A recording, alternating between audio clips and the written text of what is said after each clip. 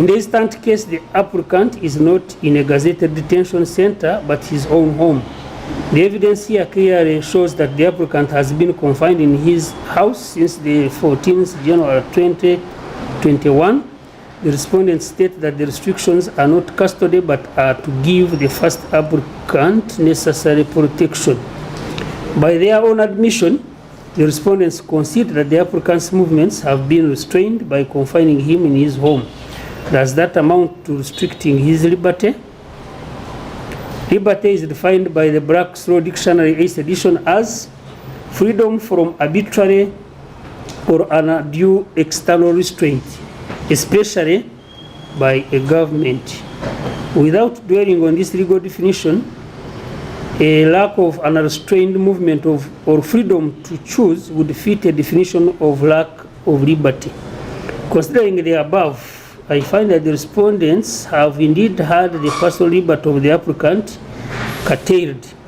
This court has the mandate under Section 34 of the Judicature Act to review or inquire into the legality of his continued confinement to his home as it amounts to deprivation of personal liberty. This court is therefore acting well within the mandate to make the inquiry which answers the preliminary point of law set up at the beginning. The justification given by the respondent is that because of security threats that have been detected by security, the applicant's movement outside his home have been met with preventive action to protect life and property. That this action is premised on Section 24 of the Police Act Cap 303, which provides as follows. A police officer who has reasonable cause to believe that the arrest and detention of a person is necessary to prevent that person from causing physical injury to himself or herself or any other person. B, from suffering physical injury. C, from causing loss or damage to property. D, from committing an offense against public decency in public place. E, from causing unlawful obstruction on a highway. And F, from inflicting harm or undue suffering to a child or other vulnerable person. Then the police may arrest and detain that person. The provisions of Section 24 as stated here envisage the action of a police officer arresting a person whom the police officer believes is about to commit any of the acts listed in the section. Under Section 14 of the Criminal Procedure Code Act, a police officer who makes any kind of arrest must, without unnecessary delay, take the arrested person either before a magistrate or an officer in charge of a police station. Under Section 25(1) of the Police Act, the police officer who arrests any person without warrant shall produce that person before a magistrate within 48 hours. It cannot properly be said that Section 24 would apply here as stated by the respondent in their submissions. Firstly, the third respondent states that the applicant is not under arrest. Secondly, if he was, then he would have immediately been dispatched to a police station or produced before a magistrate as required by law. It is therefore true that if indeed this was a preventive arrest, the applicant would have been formally arrested and detained at a police station or produced before a magistrate. The more pertinent questions are the allegation that the National Unity Platform is training members to sustain riots and insurrection, and that the applicant has in the past incited riots and have led to unnecessarily make Uganda ungovernable like Libya, Iraq, Sudan, that he disregarded COVID restrictions, that he flouted the conditions set for his bail. The third respondent stated that the first applicant's movements outside of his home have been met with preventive action by the Uganda police within the aim of neutralizing the security threats.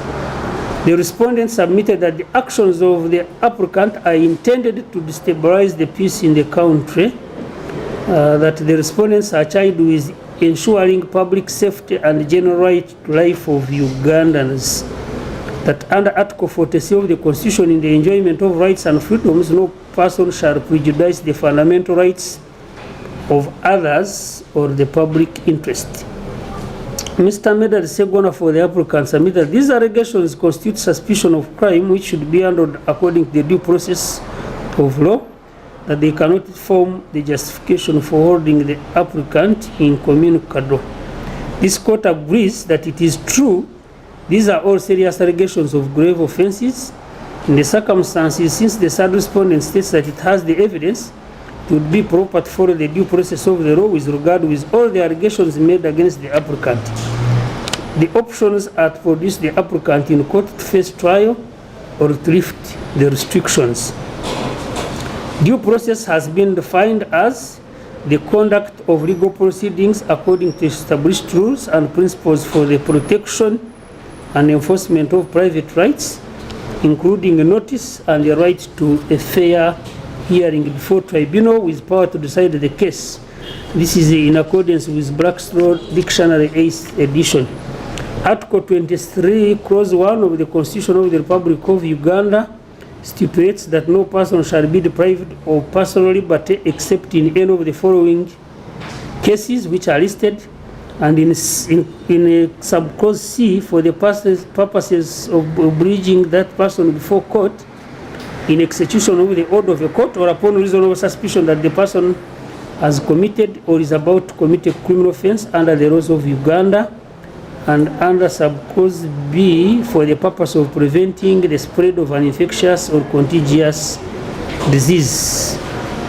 Article 23, Clause 2 stipulates a person arrested, restricted or detained shall be kept in a place authorized by the law, and under Clause 4 it is stated the person arrested or detained upon a reasonable suspicion of his or her having committed or being about to commit a criminal offense under the laws of Uganda shall, if not earlier released, be brought to court as soon as possible, but in any case not later than 48 hours from the time of his or her arrest.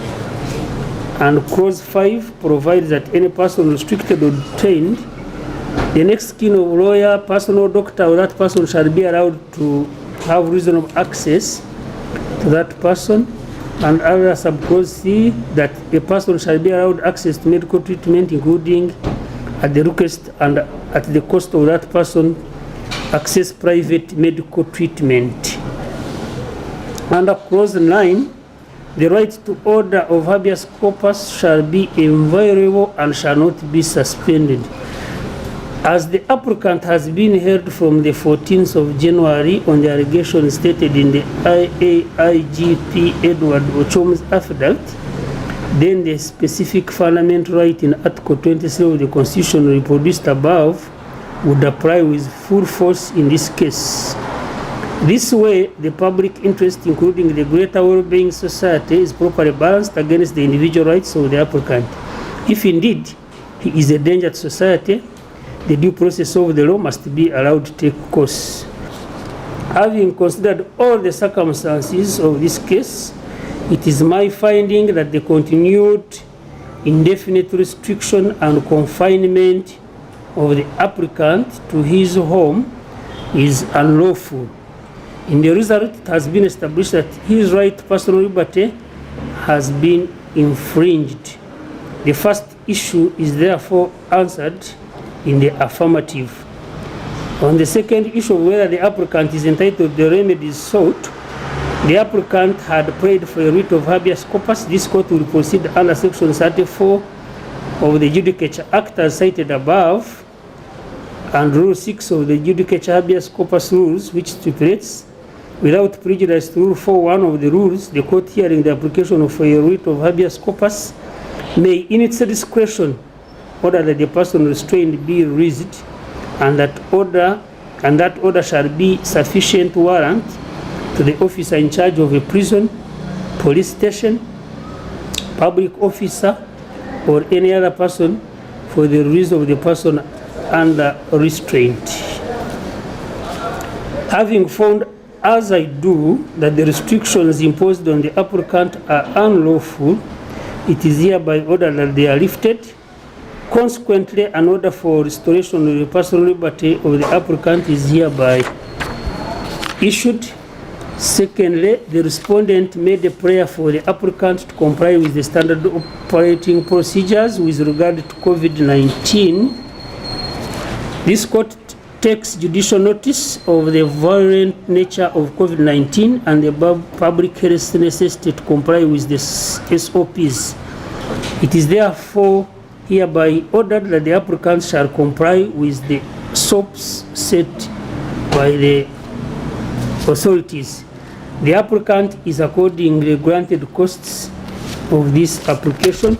I turn now to the substantive application. It would be practical to deal first with the case of the second applicant.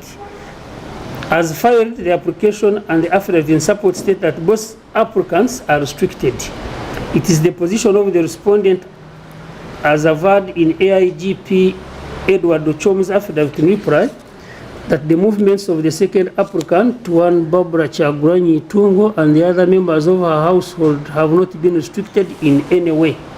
It was also submitted by counsel for the respondents, Mr. Martin Mwangisya, that the second applicant, Barbara Kyagulanyi Itungo, is not under any kind of restriction.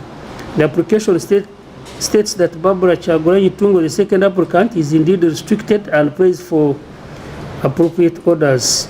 The respondents deny any such restriction. In view of the above, this court hereby issues an order for immediate restoration of Barbara Kyagulanyi's full personal liberty.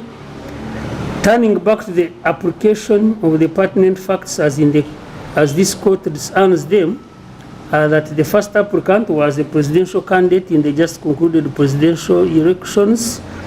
On the polling date, the 14th January 2021, the first and second applicants went to cast their vote and thereafter turned to their home in Magere, Kasangat Town Council.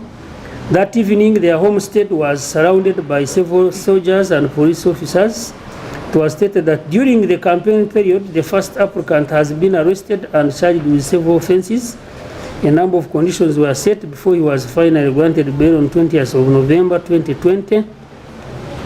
The first applicant flouted a number of these conditions. It was also suspected the applicant was planning to instigate and fund insurrection. The respondents have restricted the first applicant movements, confining him to his home. Additionally, lawyers who have tried to see or meet the applicant have had to seek the prior consent of officers of the respondents before they are granted access to the applicants. The respondents state that the applicant is not in custody, but the police is giving him the necessary protection. It is in these circumstances the applicants have commenced this application under Section 34 of the Judicature Act, which stipulates that the High Court may, at any time where the person is deprived of his or her personal liberty, other than in execution of a lawful sentence or order imposed on that person by a competent court upon a complaint being made to the High Court by or on behalf of that person, and if it appears by affidavit made in support of the complaint that there is reasonable ground for the complaint, award under the seal of the court a writ of habeas corpus directed to the person in whose custody the person deprived of property is, and when the return is made, the judge before whom the writ is returned shall inquire into the truth of the facts set out in the affidavit, and may make any order as the justice of the case requires. And that is the ruling by Justice Elubu Michael of this court.